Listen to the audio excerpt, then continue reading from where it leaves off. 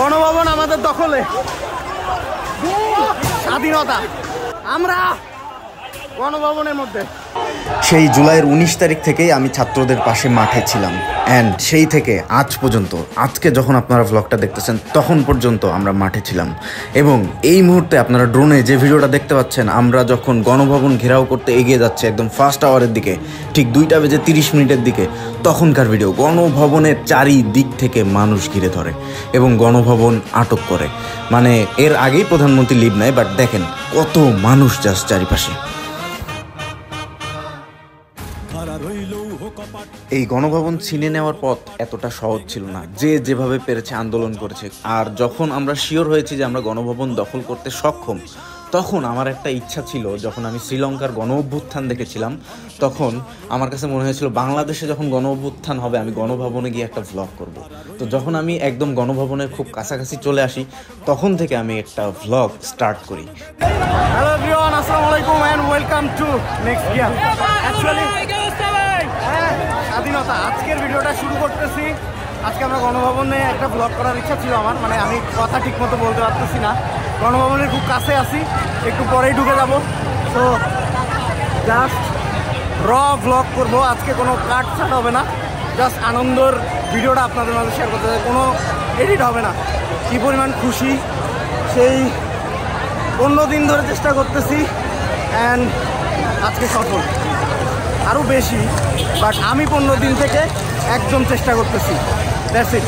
So চলেন enjoy করেন, একদম এলোমেলো ভ্লগ, বাট দেখতে হবে। Let's go. 71-এর স্বাধীনতা দেখিনি, আজকের বিজয় দেখেছি। সবাই গণভবনের দিকে যাচ্ছে, অ্যান্ড আমরাও গণভবনের দিকে যাচ্ছি। ও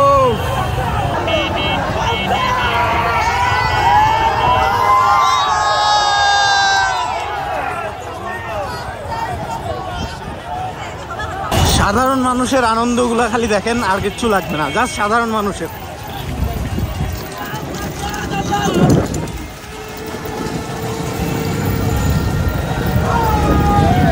অনেকদিন পরে আমরা স্বাধীন। এই যে গণভবন থেকে জিনিসপত্র নিয়ে যাওয়া হচ্ছে, ফ্যান, এখানে হচ্ছে চেয়ার। ও নৌকাটা কই, নৌকাটা কই?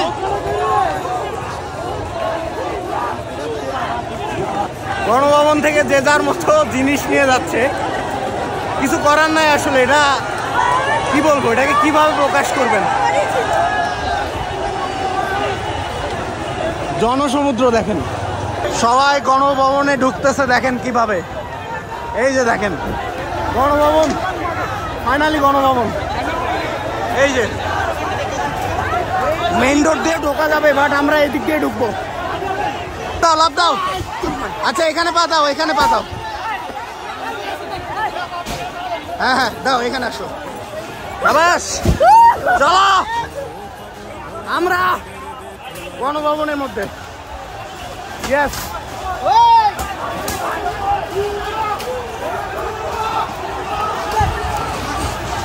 গণভবন আমাদের দখলে, স্বাধীনতা। ও গণ অভ্যুত্থান এটাকেই বলে।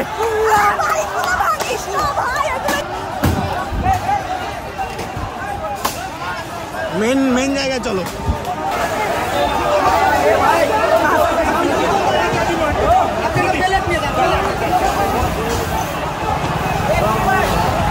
গণভবনে ভিডিও করার ইচ্ছা ছিল, সেটা এই জনসমুদ্র নিয়ে পূরণ হবে এটা ভাবতে পারিনি।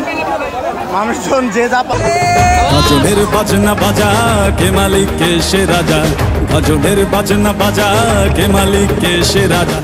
আজকে হয়তো খুব ইজিলি গণভবনে ভ্লগ করতেছে, আজকে হয়তো সবাই মিলে নামছে, বাট এই নামাটা যদি আরও আগে নামতো, যখন আমি এর আগের লাস্ট ভিডিওটা 19 তারিখের যে ভিডিওটা, ওইটা ছাড়ার আগে আমি নিজে কতবার যে ভাবছি যে আমি নিজের জীবনের মায়া ত্যাগ করে ওই ভিডিওটা ছাড়ছি। সো এভাবেই কয়েকটা উদ্যোগের কারণেই কিন্তু আমরা এত দূর এগিয়ে এসেছি।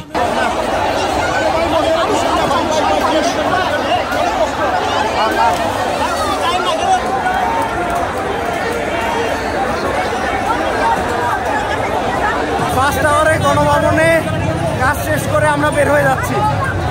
মানে ফার্স্ট আওয়ারেই ঢুকছিলাম, এখন সবার সুযোগ করে দিতে হবে একটু একটু করে। বাট একটা জিনিস দেখতেছি, অনেকে ভাঙচুর করতেছে। জিনিস নিয়ে আসুক হয়তো সমস্যা নাই, বাট ভাঙচুর করলে জিনিস নিয়ে আসা বা ভাঙচুর করা দুইটাই একই অবস্থা, কিন্তু মানুষ আনন্দ প্রকাশ করতেছে এটার মাধ্যমে, এই আর কি।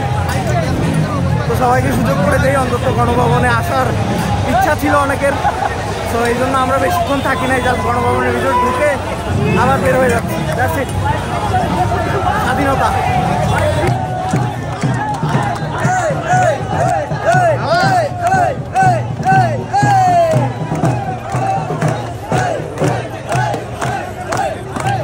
কে খুশি? গার্লফ্রেন্ড। কেন? গিফট করবো। ও শাবাশ। কার মুরগি ভাই এটা? কার মুরগি?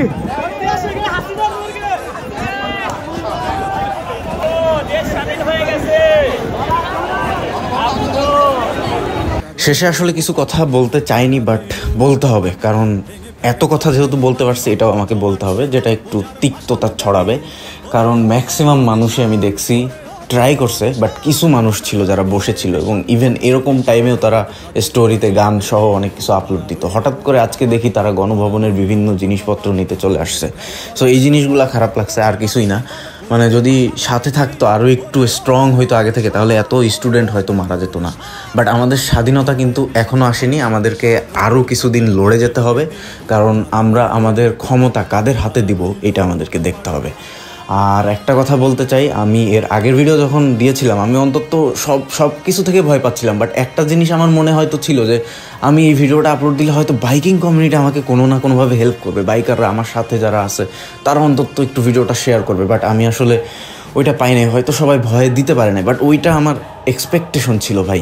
মানে ওইটাও আমি পাই নাই। মানে আমি 2 দিন কোথায় কোথায় পালাইছিলাম জাস্ট জানি না। 4 দিন আগের ভিডিওটা, সো যখন পরিস্থিতি খুব গরম, পুলিশ যখন উঠাচ্ছে, পুলিশ যখন সব কিছু করতেছে, তখন দিছি ভাই। সো আমি বলবো না যে আমাকে মনে রাখতে হবে, এরকম কোনো ডায়লগ নাই। ইতিহাস যারা তৈরি করে তাদেরকে মানুষ এমনি মনে রাখে। আমি হয়তো অত বড় কোনো অবদান রাখতে পারিনি, বাট আমার পক্ষ থেকে যতটুকু সম্ভব ছিল আমি করেছি। ভালো লাগলে সাবস্ক্রাইব করে সাথে থাকবেন। Thank you. সো আজকের গণভবনের ব্লগ এখানেই শেষ করতেছি। অবশ্য আপনাদের ভালো লাগছে, অ্যান্ড আমরা অনেক কিছুই দেখলাম, অ্যান্ড বাংলাদেশের মানুষের জন্য নতুন করে জয় সফল। That's it. শ্রীলঙ্কায় গণ-অভ্যুত্থান হয়েছে, তারপর থেকেই শ্রীলঙ্কায় যেভাবে গণভবন ঘেরাও করা হয়েছে, দখল করা হয়েছে, ওইটার প্রতি একটা মানে নেশা জন্ম হয়েছিল। সেই নেশাটা পূরণ হলো, তবে দীর্ঘ 20 থেকে 25 দিন কষ্ট করা লাগছে, এবং সেটা করছি। যাই হোক, পাওয়া না পাওয়ার কথা এত হিসাব করে লাভ নাই। আমরা এখন মানে সব পাইছি। আজকের ব্লগটা মূলত জাস্ট এনজয় করার জন্য, হয়তো এটা বেশি দিন থাকবে না। মানুষের আনন্দ দেখেন, মানে কি পরিমাণ আনন্দিত মানুষ, কি পরিমাণ মানে ভাষা নাই। যাই হোক, তো আজকের ব্লগটা এখানেই শেষ করতেছি। র ব্লগ খুব একটা ভালো না লাগলেও আসলে কিছু করার নাই। আপনারা আনন্দ পেয়েছেন জানি, কারণ এটা অনেকেই চায়, অনেকে আমাকে নিজের মনে করে দেখতে পারেন ভিডিওটা। Thank you. আসসালামু আলাইকুম।